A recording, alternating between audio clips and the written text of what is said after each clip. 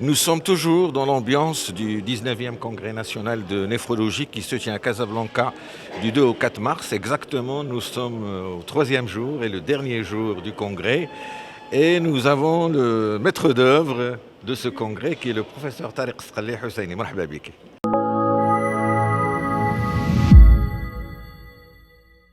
Alors, une des innovations du 19e congrès, c'est ce studio dans lequel on est, c'est la Studio Néphrologie 2023. Pourquoi cette innovation ?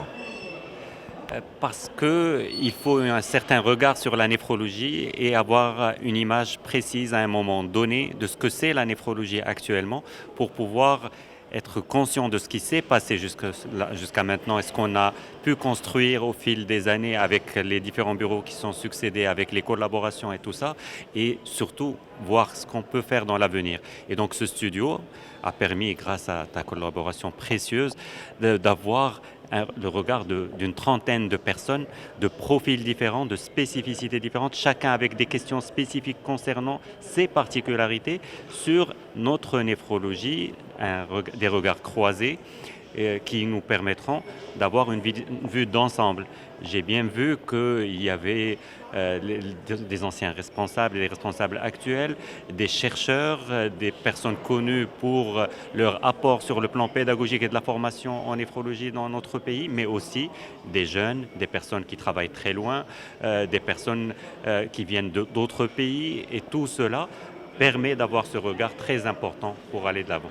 Absolument. Et revenons au 19e Congrès national de néphrologie. Et vous l'avez dit, la néphrologie d'aujourd'hui n'est pas la néphrologie d'il y a une dizaine d'années. Donc quoi de neuf en néphrologie en 2023 ? La commission scientifique, quand elle a essayé d'élaborer le programme, s'est posé exactement cette question. Quand on élabore un programme d'un congrès national comme celui-là, le 19e du genre, on se base sur deux objectifs. L'objectif d'assurer de la formation, parce que continue certes, mais aussi en revenant sur des fondamentaux qui doivent revenir chaque année, mais aussi s'ouvrir bien sûr sur l'avenir. Et donc dans ces fondamentaux, on a des thématiques classiques de la néphrologie marocaine et dans le monde, c'est-à-dire des sessions dédiées à la néphrologie clinique, à la dialyse, à la transplantation, mais aussi des sessions de confrontation entre disciplines et donc confrontation dans le bon sens du terme puisqu'on prend en charge des patients en commun avec des cardiologues, avec des hépatogastroentérologues et là on a confronté les idées, ça c'est très important. Mais l'ouverture est également un élément très important et dans le programme, je citerai par exemple une conférence plénière sur l'intelligence artificielle et sur les perspectives faite par un directeur d'agence à l'international sur l'intelligence artificielle qui est lui-même néphrologue, c'était pour nous important. Inviter quelqu'un qui n'est pas néphrologue mais qui nous permet l'ouverture à partir de son expérience aux États-Unis et ses perspectives au Maroc sur la médecine régénérative est également un élément important pour entrevoir des pistes nouvelles d'amélioration de notre pratique et un positionnement de la néphrologie marocaine aux avant-gardes. Très bien. Alors, professeur Tariq Sqali, certes, vous êtes le président de ce 19e congrès, vous êtes le président de la Société marocaine de néphrologie, mais avant tout, vous êtes professeur enseignant à la faculté de médecine de Fès et chef de service de néphrologie au CHU de Fès également. Alors, qu'en est-il des publications des jeunes résidents en néphrologie ? Est-ce qu'au Maroc, il y a beaucoup de publications scientifiques ? Est-ce que vous êtes satisfait du niveau de publication ? Quand on dresse un bilan, on dresse toujours un bilan chiffré, c'est important, qualitatif aussi, c'est important, mais aussi une tendance. Et la tendance est vraiment positive, puisqu'on voit que les jeunes néphrologues et les néphrologues plus anciens cherchent à publier. L'impact facteur des revues dans lesquelles commencent à publier actuellement les néphrologues marocains s'améliore beaucoup. Il y a des publications d'équipes marocaines qui ne sont pas forcément des équipes de néphrologues seuls, mais il y a des doctorants en sciences, des équipes multidisciplinaires qui publient avec un leadership néphrologique et cela est une très bonne chose. La communauté néphrologique a aussi grandi en nombre et puisqu'on est plus que 560 présents à ce congrès et à peu près 650 néphrologues maintenant, Ce nombre-là fait aussi qu'on publie plus en nombre parce qu'on est plus nombreux. Donc il y a une augmentation du nombre et une amélioration de la qualité, certes, et il faut qu'on aille dans ce sens. Quand on publie plus souvent en anglais maintenant. On a une revue marocaine de néphrologie qui fait que certains s'exercent à la publication dans leur propre revue néphrologique, mais cette même revue comprend des publications d'experts, des articles commandés sur mesure pour répondre à des problématiques données. Donc on a la possibilité de publier au national et à l'international. Alors, professeur Tariq Sralli, on est dans un congrès de néphrologie. Qui dit néphrologie dit insuffisance rénale au stade terminal, dit les différents traitements de suppléance, que ce soit l'hémodialyse ou la dialyse péritonéale ou la greffe rénale. Alors, qu'en est-il de la greffe rénale au Maroc? Et il faut dire, il est un petit peu en berne, n'est-ce pas? Ce n'est pas le point le plus reluisant de notre bilan d'activité. La néphrologie marocaine a connu beaucoup de progrès en termes de prise en charge des patients, de généralisation de cette prise en charge. Et on peut être fier en disant maintenant que grâce aux réformes que le Maroc a vécues, il n'y a plus de liste d'attente de dialyse depuis le 1er décembre 2022. C'est un acquis très important parce qu'une liste d'attente de dialyse, c'est une liste d'attente de la mort aussi, mais cela, sur le plan éthique et sur le plan humain, est inacceptable. Pourquoi je le rappelle? Parce qu'une fois qu'on a franchi cette barrière psychologique qui faisait qu'on priorisait la dialyse parce qu'on ne pouvait pas accepter de voir des personnes en attente de dialyse sans trouver ce moyen de traitement, il faut qu'on aille plus loin. Maintenant, on a 36 500 patients hémodialysés chroniques au jour d'aujourd'hui. Et si on fait 50 transplantations rénales par an, c'est l'énorme frustration des praticiens et bien sûr des concernés, des patients et de leurs familles. Cette frustration est inacceptable.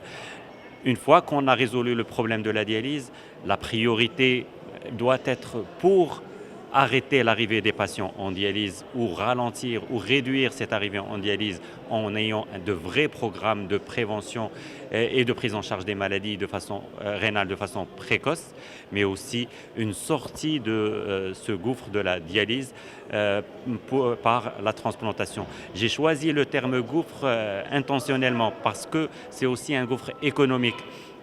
Quand un système de santé dépense autant d'argent pour une technique où il n'y a pas de perspective de sortie autre que la mort ou un tout petit espoir de 50 personnes transplantées par an, ce n'est pas viable à long terme. Je discutais hier avec des collègues venant d'autres pays qui s'étonnaient du fait qu'on a 1000 patients dialysés par million d'habitants au Maroc. Autant que dans les pays européens, sinon plus que dans les pays européens. Et il se disait, c'est un témoin de la qualité de la prise en charge, de la couverture sanitaire dans notre pays. Mais quand il se compare à nous ou quand on se compare à eux, on oublie l'élément important qu'il y a une sortie en Europe de la dialyse qui se fait vers la transplantation plus que vers la mort. Et ça, c'est un élément qu'on doit appliquer chez nous et c'est la priorité. Alors, pour sensibiliser davantage et le citoyen et le décideur politique, est-ce que vous pouvez donner une comparaison chiffrée en dirhams lorsqu'on passe de la dialyse à la greffe rénale? Oui, la comparaison chiffrée se passe à 3 niveaux. En chiffres, la quantité de vie, c'est-à-dire l'espérance de vie d'abord. Et en transplantation rénale, elle est largement supérieure à l'espérance de vie en dialyse puisque il y a donc une mortalité de 8% des personnes en dialyse chaque année et donc ça fait des centaines de décès chaque année en dialyse. En qualité de vie, on peut le chiffrer, mais c'est indéniable. Quelqu'un qui est lié à une machine de dialyse 3 fois par semaine, plus la fatigue, plus le transport, plus etc., ça n'a rien de comparable avec quelqu'un qui a repris son activité physique, sportive, professionnelle, éducation et tout ça, qui peut voyager et donc la qualité de vie, rien à voir.